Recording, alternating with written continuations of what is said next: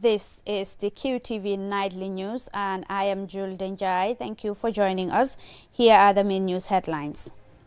Jimmy Carter, the 39th President of the United States, who passed away on Sunday at the age of 100, played a pivotal role in strengthening the enduring relationship between the United States and the Gambia through his interactions with the country in the early 1980s. President Adama Barrow, through the Office of the Director of Press and Public Relations, hosted the inaugural presidential media dinner at the State House last Saturday. The inaugural Sir Dawda Jawara Pan-African Lecture Series held on Saturday and titled Sir Dawda Jawara, the Diplomat, highlighted the crucial leadership role of the Gambia's first president in promoting regional peace and security. Now, ahead of tomorrow's New Year's Eve celebrations, the Assistant Inspector General of Police for Operations, Pate Jallo, has urged the public to remain law-abiding as they welcome the new year. In sports news, Fonyi played a 2-2 draw with Burfoot in the 4th edition of the West Africa Region Zonals Final held in Birkama on Sunday. These and other stories coming ahead. Do stay with us.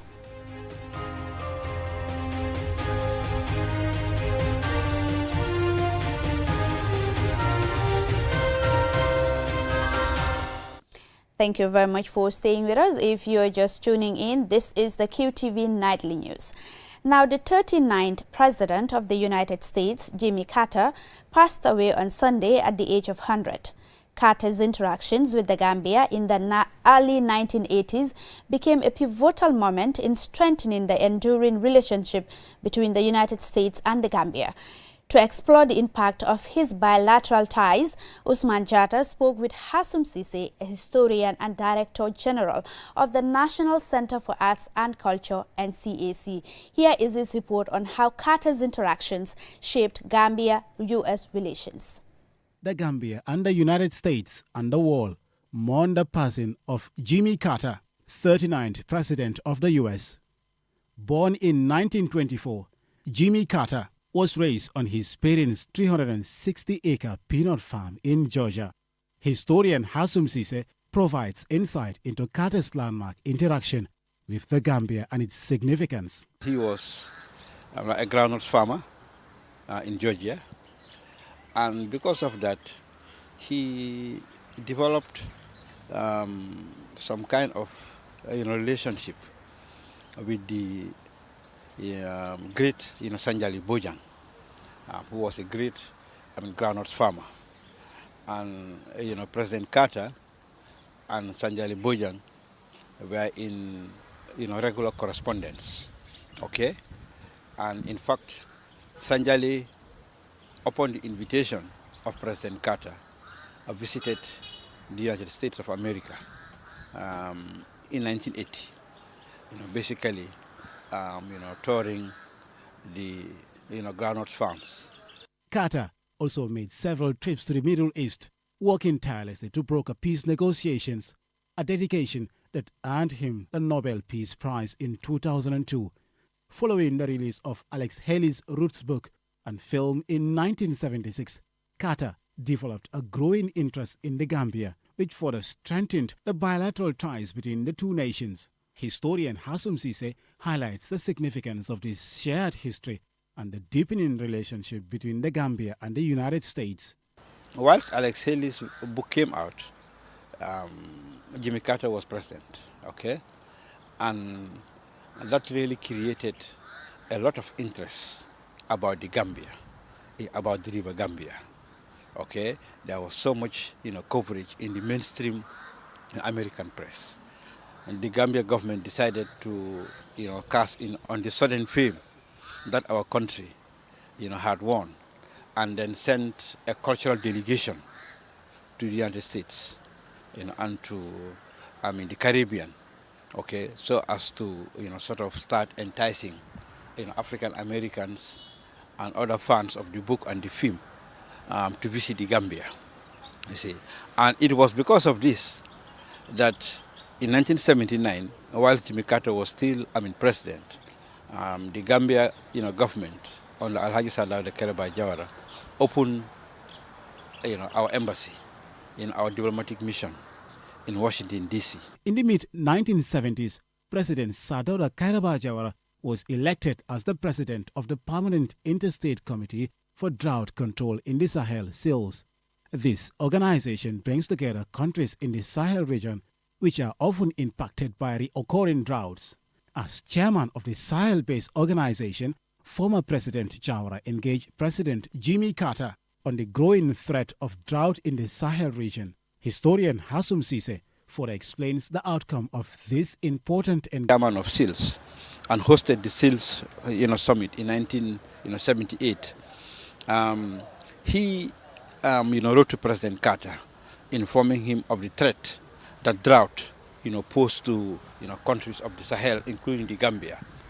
And Jimmy Carter was gracious enough to ask his mother, that's Jimmy Carter's mother, the president's mother, Lillian Carter, to make a tour of the Sahel. And she visited the Gambia in the summer of 1978. So even if President Carter did not visit the Gambia, she sent his mother, Lillian. According to Jimmy Carter Center, he wrote a letter in July 2006 to Gambian President Yahya Jammeh urging him to release Mariam Denton, a human rights lawyer who had been arrested 3 months earlier. She was freed soon after. As the legacy of Jimmy Carter's presidency continues to shape global politics, his historic links to the Gambia stand as a lasting testament to how diplomacy, humility and collaboration can forge stronger international relationships. Carter's contributions will remain an enduring source of inspiration for generations to come. Osman Chata, reporting for QTV News. May his soul rest in perfect peace. Now, President Adama Barrow, through the Office of the Director of Press and Public Relations, hosted the inaugural presidential media dinner at the State House last Saturday. The event aimed to strengthen the partnership between the government and the media. QTV's Aliou Cisse was in attendance, and this is his report. At this historic media dinner are key government officials, prominent journalists and media executives and communications officers from various government ministries and non-government organizations. President Barrow highlighted the importance of a robust and cooperative relationship between the government and the press for advancing democracy and promoting social progress.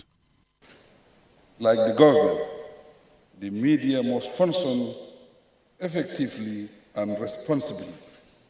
In this light, I enjoin you to make the best use of your profession to take our country to a higher level. In any democracy, media freedom, fighting corruption, and good governance are linked and are guided by respect for the rule of law. In this context, a key objective of media criticism is to bring diverse and objective views to the attention of the citizens. Information Minister Dr. Ismaila Ceesay commended President Barrow for championing press freedom in the Gambia and emphasized the necessity of a strong government press partnership for national development. We thank you for coming to this very important dinner, and we appreciate your work. And I think we've heard about strikes, teacher strikes, nurses strikes, everybody's, but in the media, journalists never strike in this country. This shows not only your love for the country, but also the passion you have for the job. Veteran journalist and co-founder of The Point newspaper, Papsen, described the dinner as historic as he urged the government to repeal restrictive media laws to enable journalists to perform their functions more effectively. We register many challenges in our jobs, and we need your support. First, to abolish all draconian media laws. 2, for your government to create subvention for the media because of the constraints they are facing. Chief of Staff and Presidential Affairs Minister Mudki Ceesay launched the Office of the President Media and Communications Handbook, a guide designed to enhance media and communication operations within the presidency. The handbook attempts to guide the staff of the media unit on the function, vision, core values, and mission of the unit. Though such an event is happening for the first time in the Gambia, it is a traditional event in the United States organized by the White House Correspondents Association. The association's annual dinner began in 1921 and is traditionally held on the evening of the last Saturday in April at the Washington Hilton. Until 1962, the dinner was open only to men, even though the association's membership included women. Reporting for QTV News, I am Aliou Cisse. Now, the inaugural Sir Dawda Jawara Pan-African Lecture Series was held on Saturday, titled Sir Dawda Jawara the Diplomat, highlighted the pivotal leadership role played by the Gambia's first president in advancing regional peace and security. It also delved into his significant contributions into the institutionalization of democracy and human rights in the Gambia and across Africa. Yafatu Gay's story is narrated by QTV's Loliam Kamara. The inaugural lecture of the Sir Dawda Jawara Pan-African Lecture Series attracted a diverse audience, including government officials, diplomats, academics, and members of the public. The event paid tribute to Sir Dawda's enduring legacy as a statesman, diplomat, and peace builder. The lecture underscored Sir Dawda's unwavering commitment to promoting peaceful coexistence and democratic governance both in the Gambia and across the border West African region. It highlighted his significant role in advancing regional stability, advocating for human rights, and championing the values of democracy, which continue to inspire leaders and institutions today. Dr. Omar Aliou Toure, President of the ECOWAS Commission, highlighted Jawara's pivotal contributions to the peaceful resolution of regional conflicts, particularly during periods of political instability and turmoil. Another area we thought we could also reflect on is the Gambia's role in the Commonwealth and the OAU in those formative periods. We should also quickly look at the Gambia's role in ECOWAS intervention in Liberia, which, as one of the speakers has indicated, has set the stage for the peace support operations that ECOWAS and indeed African Union have embarked upon in recent years. As a founding member of the Economic Community of West African States, ECOWAS, Sir Dawda Jawara played a pivotal role in the establishment of mechanisms aimed at addressing regional conflicts and promoting collective security. His leadership helped shape ECOWAS into a key institution for peacekeeping and conflict resolution in West Africa. Through his efforts, ECOWAS became an essential platform for fostering regional cooperation and stability, underpinned by Jawara's vision for a peaceful and united Africa. Dr. Toure highlighted Sir Dawda Jawara's exceptional diplomatic acumen, which not only earned him profound respect across Africa, but also elevated the Gambia to the status of a key player on the global stage. The former vice president of the Gambia for 10 years during Sir Dawda Jawara's presidency, Bakari B. Dabo, shared personal anecdotes and stories about his long-standing relationship with the late president. He said to me, Bakari, you know, Basadi, winning Gaddafi man diplomatic relations. He said the severing of links between Gambia and Libya, we as government decided it on behalf of the 1 million Gambians, but not Basadi. Basadi was not affected by that. Again, it shows another witty side to his sense of he can make it at his own expense, but also say it in such a way that he explains the situation profoundly. Ernest Obe, the trustee for the Kairaba Conservation and Leadership Organization, Kairasilo, provided an overview of the organization's mission and objectives. As a body, and we need your support for these interventions, we want to establish the DK Jawara Africa Center for Climate Justice. Again, we count on the support of the government through His Excellency President Adama Barrow and his Minister of Justice present here, and also all other partners interested in the issues of climate change and climate justice. We have successfully today launched the Dawda Jawara Pan-African Lecture Series. Dawda Jawara's legacy is a reminder that political leadership, when rooted in integrity, dialogue, and a commitment to the common good, can transcend even the most challenging periods in a country's history. His leadership during a critical time in the Gambia's history set a foundation for democratic governance, peace, and cooperation, values that continue to resonate in the present. The July 1994 military coup led by Yahya Jammeh was a watershed moment in Gambian history as it marked the end of Jawara's 30-year rule. His return in later years was a reminder of the resilience of the Gambian people and their enduring commitment to peace and democracy. As we reflect on his life and legacy, it is crucial to draw valuable lessons from his leadership as we navigate the challenges of the 21st century in the Gambia and across Africa. According to the organizers, the lecture series will be held annually, bringing together prominent leaders and experts to build on the themes of diplomacy, peace building, and democratic governance, values that Dawda Jawara steadfastly championed throughout his life. By doing so, we can ensure that Dawda Jawara's legacy continues to inspire and guide future generations. For QTV News, Lolly M. Kamara. Now the report there by QTV Lolly M. Kamara will take us to a commercial break. When we return, we have more local and sports news stories for you. Do stay with us.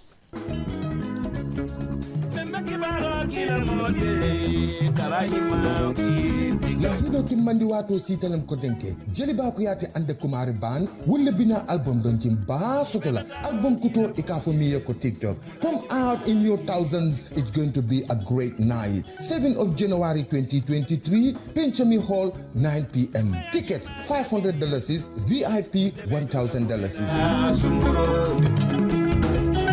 Loolu rek jëli ba ko yaate album bu bees TikTok kon nag yëgal ma ko xarit yeeg am ci jàmm yi ne jëmukaay bi yépp on the 7th of January 2023 muy sa penc mi ca album launching ni jëli ba ko yaate. It's going to be big, it's going to be real ambience su la tetu la mankato on the 7th of January 2023 jëli ba launching.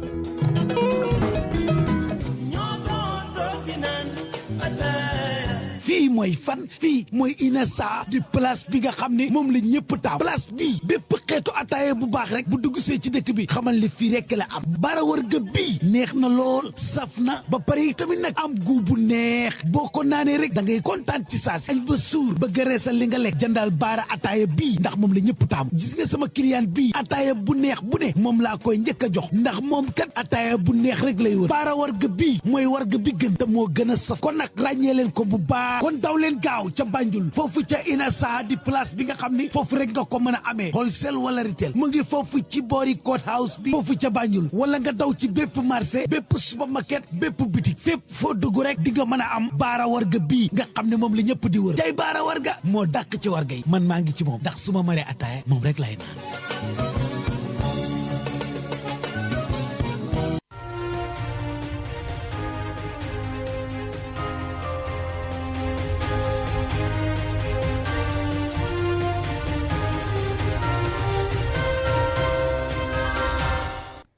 Welcome back. If you're just tuning in, this is the QTV Nightly News, and now to the rest of our stories.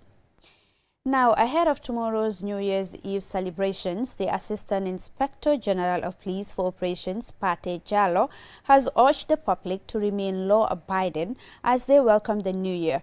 He made the call during a visit to the Senegambia area, where security personnel from various agencies were gathered for a day-long stimulation exercise. Here is the report. In what is being described as an unprecedented move, the Gambia Police Force conducted a day-long simulation of security routines and measures ahead of tomorrow's New Year's Eve celebrations in the Greater Banjul area, with a particular focus on the Senegambia Strip, a hotspot for festivities. Approximately 300 officers from various units, including the Immigration and Drug Law Enforcement Agency, along with Red Cross volunteers, gathered at Senegambia Police Station for their final briefing. During this session, senior officers, including Commissioner of Operations Ansumana Kinte, TSG Commissioner Jan, ACP Hari Sambu, and CSP Ansumana Sanyang, outlined the operational plan and cautioned officers against unethical behavior while offering words of advice to their teams. The move underscores the police command's commitment to ensuring maximum security throughout the New Year celebrations. In a show of support, Assistant Inspector General of Police Pate Jallo and advisor to the IGP Tamsir Jasi made a surprise visit to the officers, joining in the efforts to reinforce the importance of discipline and vigilance. After the briefing, AIG Jallo inspected the operational plan and provided further guidance where necessary. We are more than prepared. From the Office of the Inspector General of Police, after giving directives to my office, that is the AIG Operations, instructed my deputy, that is Commissioner Kinte, and his 2IC, Commissioner Hari, with the Commissioner Jany of the TSU, to make sure that the ground is level. Because this is part of the proactive activities that we're supposed to do to make sure that each and every person come here to celebrate these feats freely and go back to your house freely without any hindrance. He also urged the public to cooperate with officers to facilitate smooth traffic flow and avoid congestion, advising them to park only at designated parking spots. We are not here to enforce fear, but to enforce the law, to make sure each and every Gambian is safe and their properties are safe. Come celebrate, fine. You go back to your house, fine. And we urging each and every Gambian, please to cooperate with the police officers and to make sure that to report any unusual thing around yourself. Police Public Relations Officer Modu Musa Sisao also urged the public to remain law-abiding as they celebrate the new year. He further called on everyone to help strengthen security around the Senegambia area by reporting any suspicious individuals to the police. Safety begins with oneself.